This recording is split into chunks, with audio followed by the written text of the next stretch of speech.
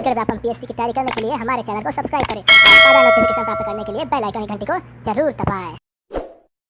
Friends, मैं दीपक Patkar D के classes में आपका स्वागत करता हूँ। दोस्तों, आज हम चर्चा करेंगे कि देखिए, जब हम कोई एग्ज़ाम दिलाते हैं तो वहाँ पर होने वाली गलतियों के बारे में, जिसके कारण हमारा जॉब नहीं लग पाता। आपने देखा होगा कि हमारे आसपास जो छात्र होते हैं, आपके सीनियर्स होते हैं, वो बहुत दिन तक तैयारी करते हैं, फिर उनका जॉब नहीं लगता। आप खुद भी बहुत दिन तैयारी कर रहे होंगे, आपका भी जॉब नहीं लग रहा है, लेकिन आपने कभी इस बात पे रियलाइज़ नहीं किया होगा कि हमारा जॉब आखिर लग क्यों नहीं रहा है।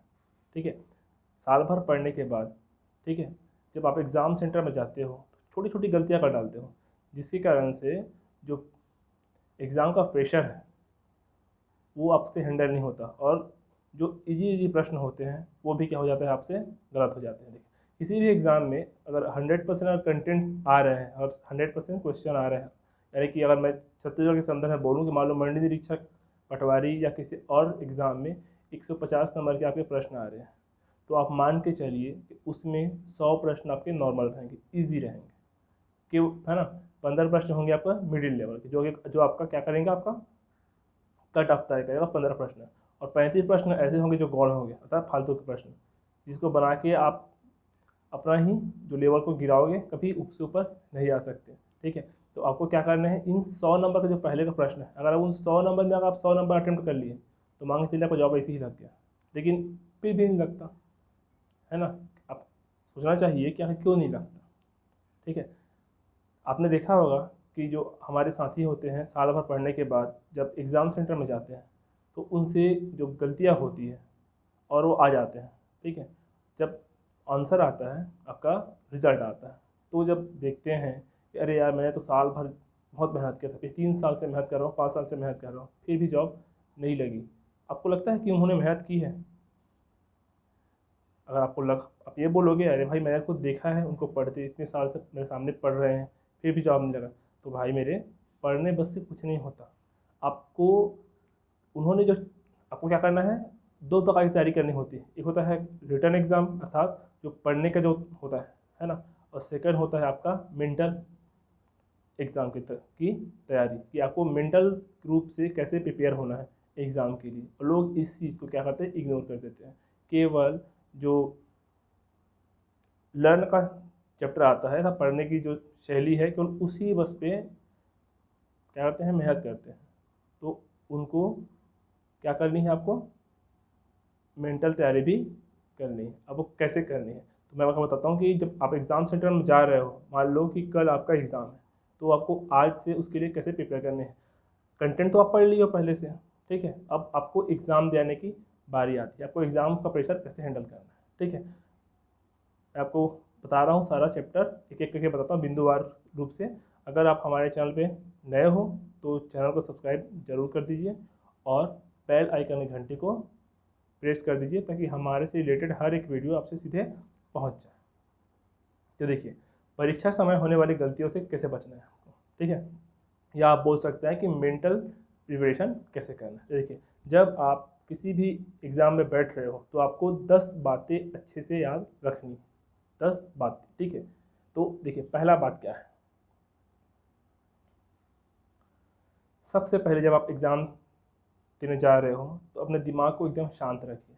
आप बिल्कुल टेंशन न लें कि मेरा एग्ज़ाम है कल, है ना, मेरे को इतना बनाना है, मेरे को इतना लाना है, एग्ज़ाम का कट ऑफ इतना जा सकता है, इतने मेरे को सिलेक्शन करना है, ऐसा बिल्कुल ना सोचिए। आप ये सोचिए केवल जस्ट एक एग्ज़ाम है, केवल परीक्षा है, उससे आप सोचोगे तो आपके दिमाग में प्रेशर आना शुरू हो जाएगा। इसका आंसर ऐसा कुछ भी ना सोचें, बल्कि अगर आपका कल एग्ज़ाम है तो आप आज रात से ही पुस्तक को क्या करना है, साइड कर दीजिए। ठीक है, शांत रखिए। घर का कोई भी प्रॉब्लम हो, कभी कभी घर का प्रॉब्लम होता है या किसी और प्रकार के प्रॉब्लम हो सकते हैं, तो उन प्रॉब्लम्स को वहीं से आप कुछ टाइम के लिए भूल जाइए। ठीक है, नेक्स्ट देखते हैं।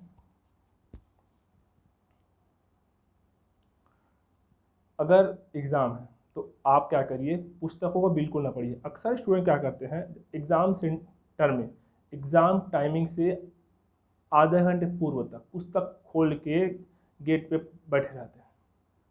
उनको लगता है कि ये प्रश्न बन जाएगा, वो प्रश्न छूट जाएगा, ये होगा वो होगा। ऐसा कुछ नहीं होता भाई। बिल्कुल आप पिछले रात से पुस्तक को साइड कर दीजिए, बिल्कुल छोड़ दीजिए, उसको साथ ध्यान ही मत दीजिए कि पुस्तक मैंने पढ़ना है, उसको छोड़ दीजिए। अब ये सोचिए कि अगर मैंने नहीं पढ़ा होगा तो किसी और ने भी नहीं पढ़ा है, सीधी सी बात। सबसे होशियार मैं ही हूँ, अपने आप को कभी भी कमतर नहीं आंकना चाहिए। सबसे ज़्यादा होशियार कौन हूँ? मैं ही हूँ। ये सोच के आप एग्ज़ाम में जाइए, क्योंकि आपने उससे पहले साल भर पढ़ाई की हुई है, ठीक है। इस कारण से उस सिद्धांत को आप छोड़िए कि एग्ज़ाम के पहले मेरे को पढ़ने हैं।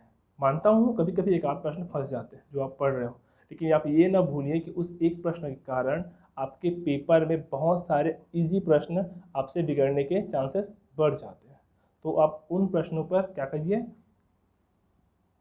ध्यान न दीजिए। एक प्रश्न जाए तो जाए, लेकिन 10 प्रश्न जो बनने हैं वो न बिगड़े, ठीक है। तो ये आपको बिल्कुल इस बात को फॉलो करना है कि एग्ज़ाम से जो टाइम होता है, एग्ज़ाम टाइम, उससे जो प्रीवियस नाइट होती है, रात से, आप पुस्तक को बिल्कुल अलग कर दीजिए। रात को अच्छे से सोइए, सवेरे अच्छा उठिए, सुबह उठ के अच्छा पूजा पाठ कर लीजिए। अगर आप मानते हो उस चीज़ में तो पूजा पाठ कर लीजिए, दिमाग शांत रखिए, माँ बाप का आशीर्वाद लीजिए, फिर एग्ज़ाम सेंटर जाइए, ठीक है। नेक्स्ट देखते हैं थर्ड पॉइंट। जब आप पेपर में बैठ रहे हो तो जो क्वेश्चन पेपर आपको मिलेगा, आप उसको एक बार सरसरी निगाह से ज़रूर पूरा देख लीजिए, पूरा एक बार, क्योंकि आप तब तो चेक करेंगे कि कोई प्रश्न क्या हो, गलत न छपा हो, कहीं पर पेपर कट फटा ना हो, है ना। तो जब उस टाइम पे आप सारे प्रश्नों को एक बार पूरा क्या कर लीजिए, एक बार पढ़ लीजिए, पूरे 150 प्रश्नों को एक बार, जो सरसरी निगाह से, है ना। देखिए किसी पेज में का एक प्रश्न पढ़ लिया, अगले का 2 प्रश्न पढ़ लिया, ऐसा करके आपको पूरा 150 प्रश्न आपको देख लेना है, मैथमेटिक्स छोड़ के, क्योंकि वो तो केवल आपको उसमें क्वेश्चन काउंट करने हैं कि कोई गलत मतलब फटाफट थोड़ी या कहीं पर कुछ मिस प्रिंट थोड़ी ना है। आप उतना बस देखिए मैथमेटिक्स में, बाकी आप जो अलग क्वेश्चन है उसको एक बार जरूर ध्यान दीजिए। शुरू के कितने मिनट के लिए? 3 मिनट अब उसके लिए समय दीजिए शुरू का, ठीक है। अब फिर क्या कीजिएगा, नेक्स्ट पॉइंट बता रहा हूँ मैं आपको। जब आप पेपर सॉल्व कर रहे हो तो क्या करना है आपको, उस भाग को पहले सॉल्व करिए जिस भाग में आपको महारत हासिल हो, ठीक है। कि आपको लगे कि मेरे से इस चैप्टर का या इस भाग का प्रश्न बिल्कुल भी नहीं छूटेगा, हर एक प्रश्न बनेगा। एग्जाम्पल कि मान लो मैं मैथमेटिक्स का स्टूडेंट हूँ, तो मेरे से जो 30 प्रश्न आते हैं मैथमेटिक्स के, वो 30 में 30 बन जाते हैं। तो मेरे को 30 प्रश्न पहले बनाने, सीधी सी बात, ठीक है। उसके लिए मैं एक टाइम पीरियड अलग करूँगा, मान लो 1 घंटे, तो उसमें मेरे को उसको क्या करना है, सॉल्व करना है, बिल्कुल, ठीक है। तो आप उस चैप्टर को पहले बनाएंगे, ठीक है। और उसके बाद मान लो उसके बाद मेरा कंप्यूटर बेस्ड है तो फिर मैं कंप्यूटर बनाऊंगा। उसके बाद अगर मेरा क्या बोलते हैं लैंग्वेज बेस्ड, मैं लैंग्वेज बनाऊँ ऐसे। और जो सबसे खराब आपका क्या हो सब्जेक्ट हो, उसको सबसे आखिर में देख लीजिए कि मेरा क्या है, संविधान बहुत खराब है, सही बता रहा हूँ आपको, संविधान बहुत खराब है, तो मैं सबसे आखिर में संविधान देखता हूँ। क्यों? बनेगा तो बनेगा, नहीं बनेगा तो जी राम राम, सीधी बात। उस पर आप बिल्कुल भी प्रेशर न लीजिए। ज़रूरी नहीं है जो आपसे बने उसी से आपका सिलेक्शन हो, ऐसा नहीं है बिल्कुल भी, ठीक है। जितना बनता है उसको पहले सॉल्व कीजिए, उतने में ही आपका जॉब लगना है। जो चीज़ आपसे साल भर नहीं बना है तो पेपर हाल में वो बनेगा, इसकी कोई संभावना नहीं, ठीक है। नेक्स्ट देखते हैं। जब आप पेपर सॉल्व कर रहे हो तो एक बार जब उस जो मैंने पिछला पॉइंट बताया उसी के आधार पे आप क्या कीजिए, पेपर सॉल्व कीजिए। और उसके लिए क्या करेंगे आप, जो टोटल टाइमिंग है, मान लो आपके पास 3 घंटे का समय है, तो एक बार जब आप जा रहे हो आगे, ठीक है, तो आपको 1.5 घंटे में आपको एक बार पेपर को पूरा सॉल्व करना है, 1.5 घंटे में। इसके जो आधा भाग है मैं इसको नेक्स्ट पॉइंट बता रहा हूँ, ठीक है, क्योंकि अभी आपको लग रहा हो कि आधे भाग में कहाँ से पेपर सॉल्व हो जाएगा, तो ऐसा नहीं है, ठीक है। तो क्या कीजिए कि जब आप सवाल सॉल्व कर रहे हो तो सबसे पहले इस बात पे बिल्कुल ध्यान दीजिए आप कि जो सवाल आपसे समझ में न आए उसको उस टाइम के लिए आगे बढ़ जाइए। एग्जाम्पल के मैथमेटिक्स का एक प्रश्न है, इजी प्रश्न आया हुआ है, ठीक है। कभी कभी गलतियाँ हो जाती है ना, एग्ज़ाम के प्रेशर के कारण कभी कभी गलतियाँ हो जाती है और उत्तर नहीं आ पाते। आपको जब सॉल्व कर रहे हो 4 ऑप्शन नहीं दिख रहा है, कभी हो जाता है ऐसा, है ना। तो उस कंडीशन पे उस प्रश्न को एक बार सॉल्व कीजिए और छोड़ दीजिए वर्तमान के लिए, ठीक है। छोड़ के उसको आगे बढ़ जाइए ताकि अगला प्रश्न पे उसका क्या है, प्रभाव न पड़े। जब आप उसी प्रश्न को बार बार बना रहे हो सकता है प्रश्न ही गलत छपा है, कभी हो जाता है प्रश्न ही गलत छपा है, आप दिमाग लगा रहे हो, उत्तर आ ही नहीं रहा है। अब उस प्रेशर के कारण अगला प्रश्न भी बिगाड़ दोगे, या जो आप घर से पढ़ के आए थे वो भी भूल जाओगे। इस कारण से आप क्या कीजिए कि उस प्रश्न को उस समय के लिए बिल्कुल छोड़ दीजिए और अगले प्रश्न पर ध्यान दीजिए जो आपसे पहले बन रहे हो, ठीक है। क्योंकि 150 प्रश्न में आपको 75 से 80 प्रश्न तो एकदम ईजी ही मिल जाएंगे जो आपसे क्या हो, आसानी से बन जाएंगे, ठीक है। नेक्स्ट देखते हैं। जब आप एक बार पूरा पेपर सॉल्व कर लिया तो अब आपको क्या करना है, उन प्रश्नों पे पहले जाना है, उन प्रश्नों पे पहले जाना है। एक बार सॉल्व करने के पश्चात मैंने बोला 1.5 घंटे में आपको पेपर को सॉल्व करना है। अब वापस जाइए, ठीक है। अब उन प्रश्नों पे पहले ध्यान दीजिए जिनको आपने छोड़ा है, आपको लगा था कि मेरे से बन जाने थी, एक ईजी प्रश्न है, ठीक है। तो उन प्रश्नों पे वापस जाइए, थोड़ा दिमाग लगाइए, ठीक है। उन प्रश्नों पे वापस जाइए और कभी भी तुक्का मारने की कोशिश न कीजिए। अगर आपको थोड़ा भी कन्फ्यूजन लग रहा है तो प्रश्न को छोड़ दीजिए, वो ज़्यादा बेटर है, ठीक है। 110 प्रश्न बनाकर 100 नंबर लाना ज़्यादा बेटर है कंपेयर टू 130 सॉल्व करने के 70 नंबर लाने से, ठीक है। 110 बना रहे हो, अब 100 नंबर आप लेके आ गए तो आप तो ऐसी सिलेक्शन ले लोगे। लेकिन अगर 130 सॉल्व कर रहे हो और 70 नंबर बस आपका आ रहा है तो क्या का सिलेक्शन, उससे अच्छा तो 0 नंबर ही बेटर है ना। क्योंकि कट ऑफ के बाद चाहे 99 नंबर लेके आइए या 0 नंबर, एक ही बराबर है, ठीक है। तो क्या कीजिए कि आप उन प्रश्नों को पहले ध्यान दीजिए जो प्रश्न आपसे बन सके, ठीक है। देखिए, ऐसे प्रश्न जिन पे आपको कन्फ्यूज़न लग रहा हो, आप उन प्रश्नों पे निशान लगाने से बिल्कुल अपने आप को क्या कीजिए, बचाइए, हाथ बिल्कुल ना चलाइए। क्या होता है एग्जाम सेंटर में, नहीं यार इसको मार देता हूँ, उसको मार देता हूँ, ऐसा मार देता हूँ, ऐसा मार देता हूँ, इस चक्कर में आप निशान लगाते जा रहे हो, ठीक है। कभी कभी क्या होता है 4 ऑप्शन में 2 ऑप्शन तो बिल्कुल अलग होते हैं, 2 ऑप्शन में हमको कन्फ्यूजन होता है और फिर क्या करते हो, मार देता हूँ यार, कुछ कुछ तो मानना पड़ेगा।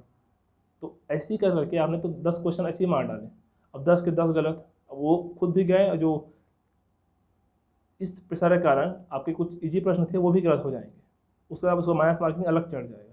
इस कारण से ऐसे प्रश्नों को बिल्कुल भी हाथ न लगाइए, जितना हो सके उससे बचने की कोशिश करिए, बिल्कुल क्या कीजिए, आप उसको छोड़ दीजिए, वही ज़्यादा बेटर है, ठीक है। नेक्स्ट देखिए, आप क्या कीजिए, उन प्रश्नों को तो बिल्कुल भी ना पढ़िए। एग्जाम्पल के लिए मैं संविधान का क्या हूँ, कमज़ोर छात्र, और क्या है संविधान का एक प्रश्न आया है, कौन सा से, वो जो 2200 भाग है उससे प्रश्न आया है और मैं तो उसको पढ़ के गया ही नहीं हूँ, कुछ उससे पहले भी नहीं पढ़ा हूँ। अब प्रश्न में बार बार पढ़ रहा हूँ, कहीं बन जाए कहीं बन जाए, एक बार ना बने, एक बार पढ़ लिया ठीक है, 2 बार पढ़ ली, उससे बाद तीसरी बार उसको बिल्कुल मत पढ़िए। अगर आपने उस चैप्टर को पढ़ा ही नहीं है तो कहाँ से बनेगा, अब बना के आओगे और फिर रद्द करके आओगे, ठीक है। इस कारण से उस प्रश्न को बिल्कुल छोड़ दीजिए, 2 बार प्रश्न पढ़िए। मैं एक बार आप जो फर्स्ट अटेम्प्ट में गए थे फिर सेकंड अटेम्प्ट में फिर से वापस गए हो तो 2 बार आप सवाल को पढ़ सकते हो, तीसरी बार बिल्कुल सवाल को मत पढ़िए, जो सबसे बेटर है, ठीक है। उसको राम राम भाई करके छोड़ दीजिए, सबसे ज़्यादा उचित क्या है ये बात, ठीक है। अगला देखते हैं। सबसे पहली बात तो टाइम को मैनेज करने के लिए अक्सर छात्रों का ही प्रॉब्लम होता है कि एग्ज़ाम हॉल से आए, अरे यार मेरे से ये प्रश्न बन जाता, वो प्रश्न बन जाता, लेकिन टाइम नहीं बचा। तो क्या आपके लिए क्या है, आप हम क्या 1 घंटे का टाइम और दे, ऐसा तो नहीं हो सकता ना भाई। जो बाकी लोगों को मिले वो भी आपको मिलेगा। अगर सामने वाला व्यक्ति उस टाइम पीरियड में अपना सारा पेपर सॉल्व कर रहा है तो आपको भी करना पड़ेगा, ऐसा नहीं चलेगा ना कि मेरे पास हो नहीं। तो सबसे पहले आप टाइम मैनेज क्या कीजिए, ठीक है। आप प्रत्येक प्रश्न को उतना ही समझ देके जाइए। आप जब एग्ज़ाम सेंटर का क्या कीजिए, रणनीति तैयार कीजिए कि मान लो मेरे को मैथमेटिक्स को 1 घंटे देना है, जीएस को मेरे को 30 मिनट देना है, कंप्यूटर को 20 मिनट देना है, तो आप पहले उस चीज़ को काउंट करके जाइए कि इतना इतना मेरे को देना है, और उसके बाद आधा घंटा आप क्या उसमें 3 घंटे में आपको बताना है, ठीक है। क्योंकि कोई भी प्रश्न क्या कभी कभी क्या होता है ऊपर नीचे हो जाता है, तो हो सकता है कि 20 मिनट का प्रश्न आपको 15 मिनट बन जाए और 1 घंटे का आपको 1.5 घंटा लग जाए, कभी हो जाता है ऐसा, है ना। तो उस कंडीशन पे आपको आधा घंटे क्या करना है, आपको टाइम मैनेजमेंट पीछे से छोड़ के रखना है पहले से, है ना। मतलब कि अगर आप 3 घंटे का पेपर है तो आपको 2.5 घंटे मांग चलना है, आपको 2.5 घंटे में पेपर क्या करना है, पूरा सॉल्व करना है, ठीक है। ऐसा कीजिए, अपने पास घड़ी रखिए, हर आधे घंटे बाद घड़ी का टाइम जरूर देखिए, ठीक है। अर्थात आधा घंटा तो मैं नहीं बोलूँगा, लेकिन 3 पेज अगर प्रश्न पुस्तिका के 3 पेज अगर आप पढ़ लिए हो या सॉल्व कर लिए हो तो 3 पेज के बाद अपना घड़ी एक बार ज़रूर देख लें कि कितना टाइम मैंने इसमें वेस्ट किया है और कितना टाइम मेरे को और अगर आगे के जो प्रश्न है उसको सॉल्व करने के लिए लगेंगे, ठीक। तो ये आपका क्या है, 10 बिंदु थे। अगर आप इन 10 बिंदुओं को फॉलो करोगे, इन 10 बिंदुओं को फॉलो करोगे तो आप यकीन मानिए परीक्षा केंद्र में आपसे बेटर स्टूडेंट कोई नहीं होगा, ठीक है, आपसे बेटर स्टूडेंट कोई नहीं होगा। देखिए अभी छत्तीसगढ़ उप निरीक्षक का एग्ज़ाम होना है इन फ्यूचर, डेट वेट अभी कुछ नहीं आया है। मंडी निरीक्षक का एग्ज़ाम होना है, पटवारी का एग्ज़ाम होना है, बिजली विभाग के अंतर्गत अटेंडेंट ऑपरेटर का एग्ज़ाम होना है। और सुनाई ये भी आ रही है कि हॉस्टल वार्डन का जो एग्ज़ाम है वो भी बहुत जल्द आने की संभावना पूरी बताई जा रही है, ठीक है। और आपका ये सहायक संपरीक्षक, जिसका तो आपको विज्ञापन जारी होना शुरू हो गया था, किसी कारण अटक गया है। तो इन सारे एग्ज़ाम्स में आपके पास बहुत सारे क्या है ऑप्शंस हैं, लगभग 2 से 3 हज़ार पद होते हैं इन सारे वैकेंसीज मिला के, क्योंकि ACF का भी पद आपका रुका हुआ है, वो भी क्या है आपका, है ना, ऑप्शनल एग्ज़ाम ही है। तो इस एग्ज़ाम के लिए अगर आपको करेंट अफेयर्स देखने हैं तो आप हमारे चैनल से वीकली करेंट अफेयर देखिए, ठीक है। मेरा एक वीडियो है कि छत्तीसगढ़ व्यापम की तैयारी कैसे करिए, उस वीडियो को एक बार ज़रूर जाके वॉच कीजिए, आपको डिस्क्रिप्शन पर वीडियो मिल जाएगा, ठीक है। जो छात्र मैथमेटिक्स में बिल्कुल कमज़ोर हैं उनको भी मेरे डिस्क्रिप्शन में एक वीडियो मिलेगा कि मैथ्स को कैसे इम्प्रूव किया जा सकता है, ठीक है। सबसे साइंटिफिक विधि बताया हूँ, आप उस विधि को एक बार ज़रूर फॉलो करके देखिए, ठीक है।